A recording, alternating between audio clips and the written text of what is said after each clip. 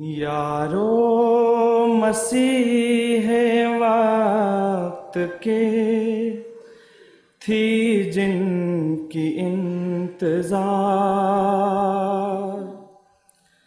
راہ تکتے تکتے جن کی کروڑوں ہی مر گئے، راہ تکتے تکتے جن کی کروڑوں ہی مر گئے۔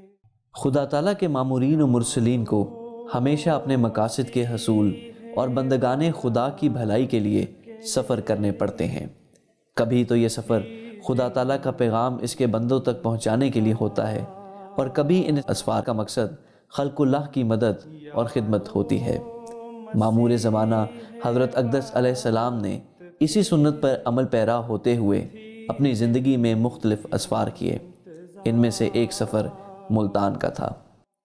دریائے چناب کے کنارے آباد پاکستان کا 5واں بڑا شہر ملتان تاریخی و ثقافتی لحاظ سے ایک مشہور شہر ہے۔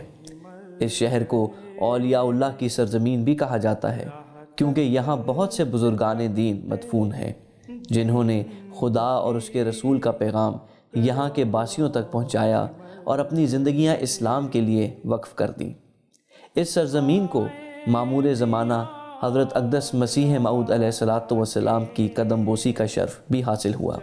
آپ علیہ السلام اکتوبر 1897 میں ایک گواہی کے سلسلے میں اس شہر میں تشریف لائے۔ سفر ملتان بھی آپ علیہ السلام کے دیگر اسفار کی طرح بے شمار الہی تائیدات و نشانات کا مظہر ہوا۔ اسی وجہ سے آپ علیہ السلام نے اپنی تصانیف حقیقت الوحی، نزول المسیح اور تریاق القلوب میں سفر ملتان کو خدا تعالیٰ کی طرف سے اپنے حق میں ظاہر ہونے والے ایک نشان کے طور پر پیش کیا۔ یہ زمانہ حکومت انگریزی کا زمانہ تھا، اور حکومت برطانیہ کے ماتحت حکومت ہند میں کچھ ریاستیں بھی تھیں جو خود مختار تھیں، اور ان خود مختار ریاستوں کے نواب بہت اختیارات رکھتے تھے اور صاحب حیثیت تھے، ان کے اپنے شاہانہ انداز تھے۔ ان میں سے ایک نواب آف بہاولپور بھی تھے۔ نواب بہاولپور صادق خان رابع کے اس دور میں ان کے حرم سرا میں ایک یورپین خاتون بھی تھیں، جن کے ساتھ بعد میں نواب صاحب نے نکاح کیا۔ پھر کچھ ایسے سیاسی مسائل پیش آئے کہ جس کے نتیجے میں نواب صاحب کو انہیں طلاق دینا پڑی۔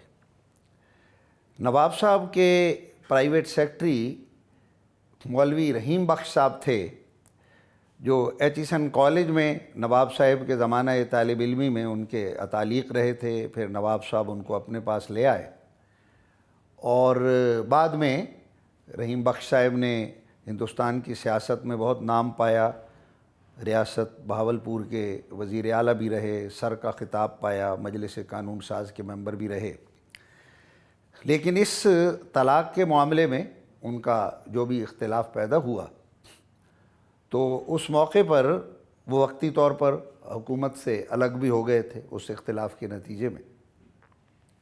تو اس طلاق کے بارے میں مولوی رحیم بخش صاحب کے بارے میں اس زمانہ کے اخبار ناظم الہند میں اس کے ایڈیٹر سید ناظم حسین صاحب نے مولوی رحیم بخش صاحب کے خلاف ایک سلسلہ مضامین شروع کیا تھا، اور اس سلسلہ مضامین کو مولوی رحیم بخش صاحب جیسے نیک دل اور معزز شخصیت نے یہ سمجھا کہ اس میں ان کی حد کی عزت کی گئی ہے، چنانچہ انہوں نے ملتان کی عدالت میں لائبل کا مقدمہ دائر کر دیا، جیسے ازالہ حیثیت عرفی بھی کہا جاتا ہے، یعنی تحریری طور پر جس میں کسی عزت کے کسی شخص قابل احترام کی عزت کے بارے میں کوئی بات اٹھائی گئی ہو۔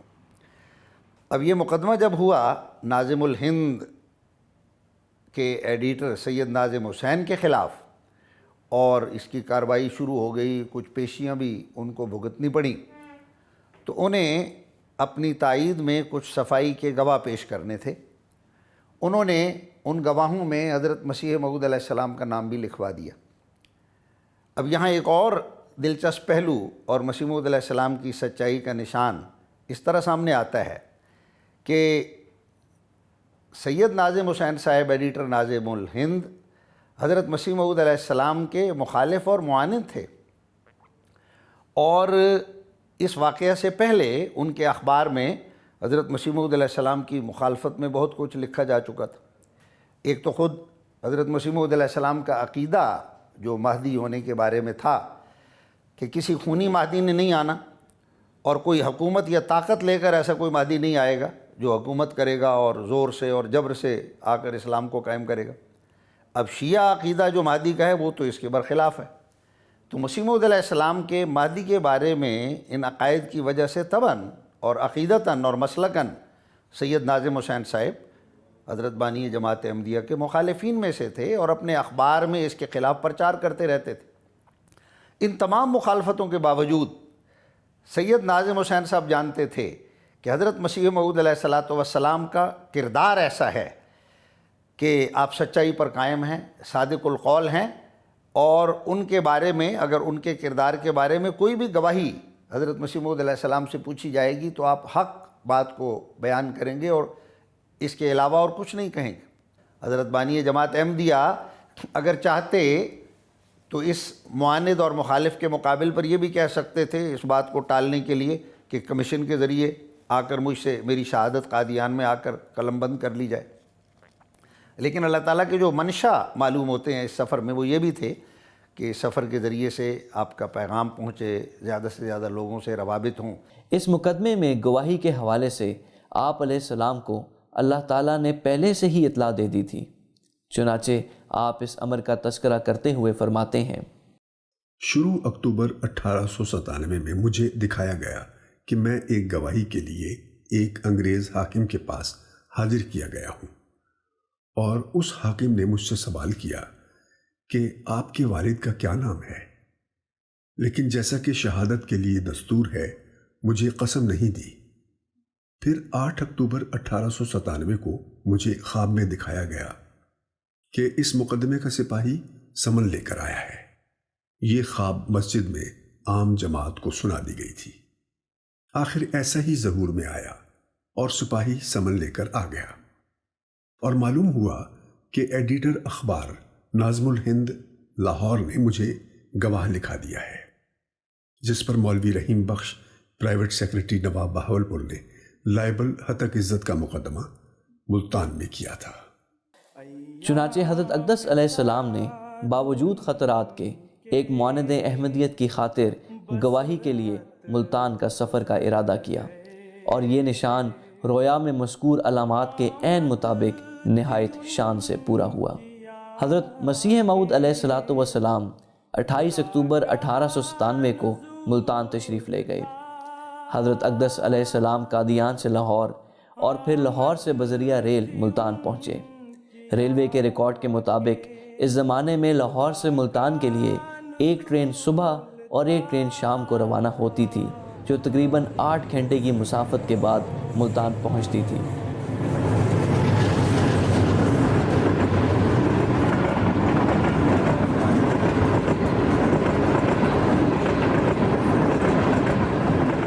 اس وقت ملتان میں سٹی ریلوے اسٹیشن آمد و رفت کے لیے استعمال ہوتا تھا، اور حضور علیہ السلام اسی اسٹیشن پر اترے۔ اسٹیشن کی وہ عمارت آج بھی موجود ہے۔ ملتان میں کینٹ اسٹیشن کے قیام کے بعد سٹی اسٹیشن آباد نہیں رہا، لیکن حضرت امام وقت علیہ السلام کے مبارک وجود کے قدم بوسی کی برکت سے آج بھی یہ عمارت اپنی تاریخی حیثیت قائم رکھے ہوئے ہے۔ اسٹیشن سے اندرون شہر کی طرف آتے ہوئے بذریعہ پل ہی حضور علیہ السلام کا گزر ہوا، اور آپ علیہ السلام فٹن پر سوار تھے جو رئیس شہر آپ کے استقبال کے لیے لے گئے تھے۔ ملتان کے سفر میں اسٹیشنوں پر ایک بہت بڑی تعداد غیر احمدی احباب کی بھی موجود تھی، جو کہ زیارت اور بیعت کر کے اپنی روحانی پیاس بجھاتی رہی۔ حضور علیہ الصلوۃ والسلام کے اس سفر میں آپ کے ساتھ آپ کے بعض اصحاب بھی ہم سفر تھے، جن میں حضرت حکیم مولوی نور الدین صاحب رضی اللہ تعالیٰ عنہ، حضرت مولانا عبد الکریم صاحب سیالکوٹی رضی اللہ تعالیٰ عنہ، محترم مولوی محمد علی صاحب اور محترم خواجہ کمال الدین صاحب بھی شامل تھے۔ حضرت مسیح موعود علیہ الصلوۃ والسلام 28 تا 30 اکتوبر ملتان میں قیام پذیر رہے۔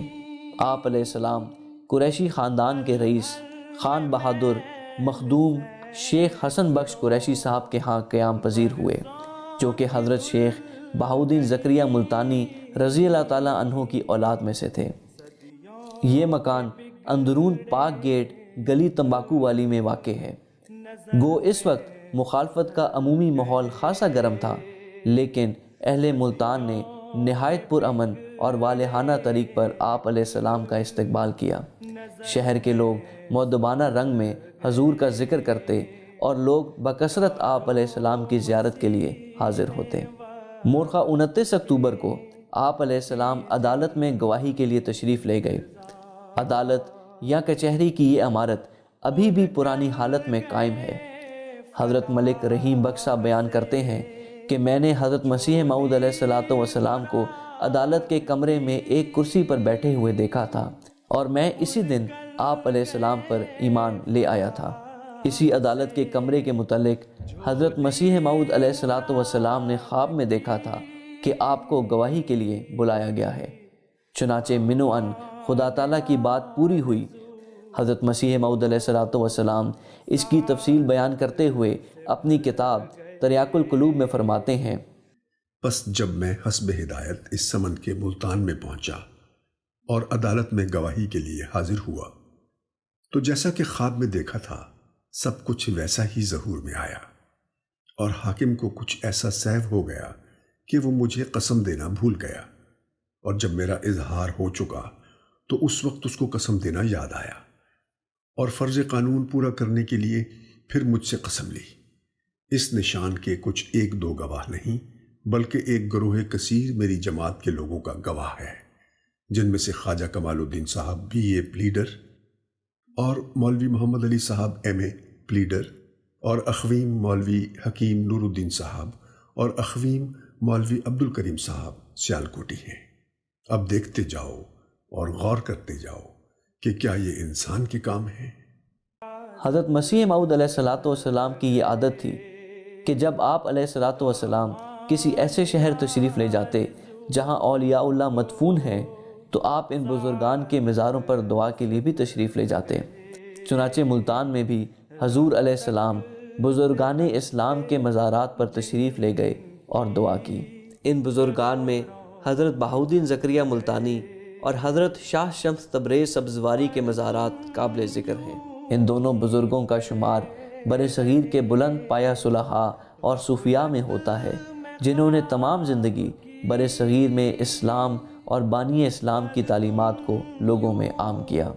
حضرت مسیح موعود علیہ الصلوۃ والسلام کے اس مختصر سفر میں ایک اور قابل ذکر بات آپ کا پرائمری اسلامیہ اسکول کے ہال میں تقریر کرنا ہے۔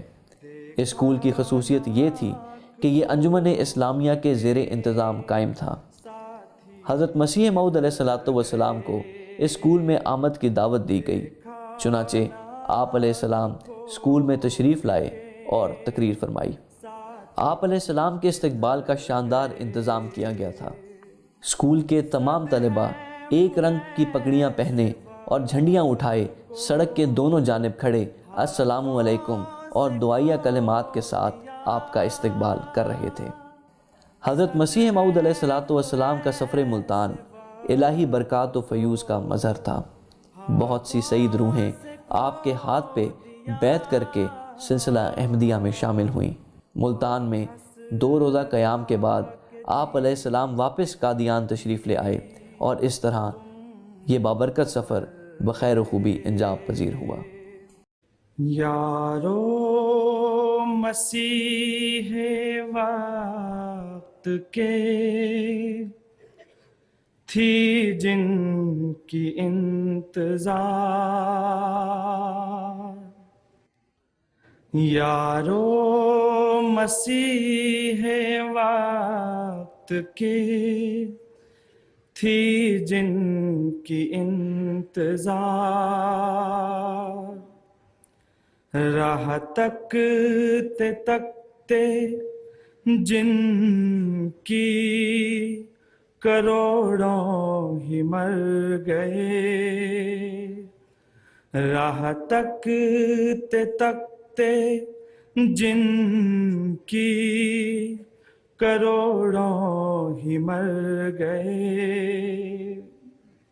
یارو مسیح وقت کے تھی جن کی انتظار، یارو مسیح وقت کے تھی جن کی انتظار۔